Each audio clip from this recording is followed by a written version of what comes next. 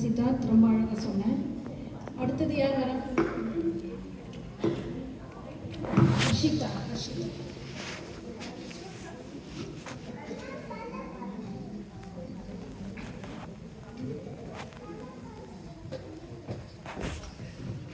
வணக்கம், என் பேர் ஹர்ஷிதா.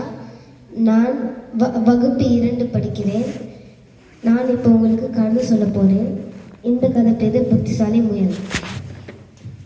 ஒரு காட்டில் நிறைய விலங்குகள் இருந்துச்சு. அந்த காட்டில் ஒரு குளமும் இருந்துச்சு. அந்த குளத்துக்கு நடுவில் ஒரு தீவும் இருந்துச்சு.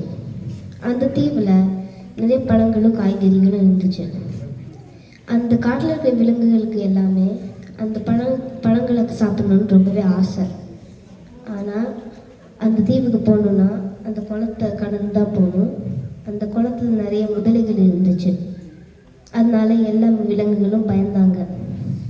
ஒரு நாள் ஒரு முயல் அந்த பழங்களை சாப்பிடணும்னு திட்டம் போட்டுச்சு. அந்த முயல் அந்த கரைக்கு போய் அந்த முதலைகளை கத்தி கூப்பிட்டுச்சு. யார் நம்மளை எப்படி கூப்பிடுறது அப்படின்னு அந்த முதலைங்க யோசிச்சாங்க.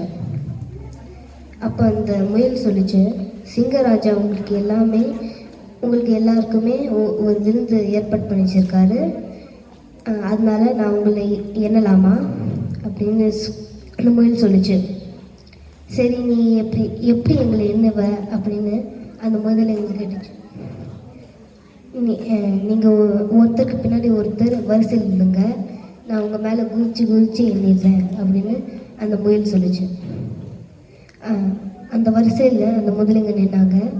அதுக்கப்புறம் அந்த முதலைங்க மேலே குதிச்சு அந்த தீவுக்கு போய் சேர்ந்துருச்சு. அந்த முயல் அந்த தீவுக்கு போய் சேர்ந்தோடனே அந்த பழங்கள் காய்கறிகள்லாம் நல்லா சாப்பிட்டுட்டு நல்லா ஓய்வு எடுத்துட்டு சாயங்காலமும் ஆயிடுச்சு. இன்னும் அந்த முயலை காணவே அப்படின்னு அந்த முதலைங்கள்லாம் யோசிச்சிச்சு. அப்போ அந்த முயல் சொல்லிச்சு, நான் இப்போ சரியா எண்ணலை, நீங்கள் திரும்பி அந்த வரிசையில் நில்லுங்க, நான் இந்த தடவை எண்ணிடுறேன் அப்படின்னு திரும்பியும் அந்த வரிசையில் நின்னாங்க. திரும்பியும் அந்த முயல் குதிச்சு போய் அந்த கரைக்கு சேர்ந்துருச்சு. இப்படி தான் அந்த முயல் தன்னோட புத்திசாலித்தனத்தால் அந்த பழங்களை சாப்பிட்டுச்சு. நன்றி, வணக்கம்.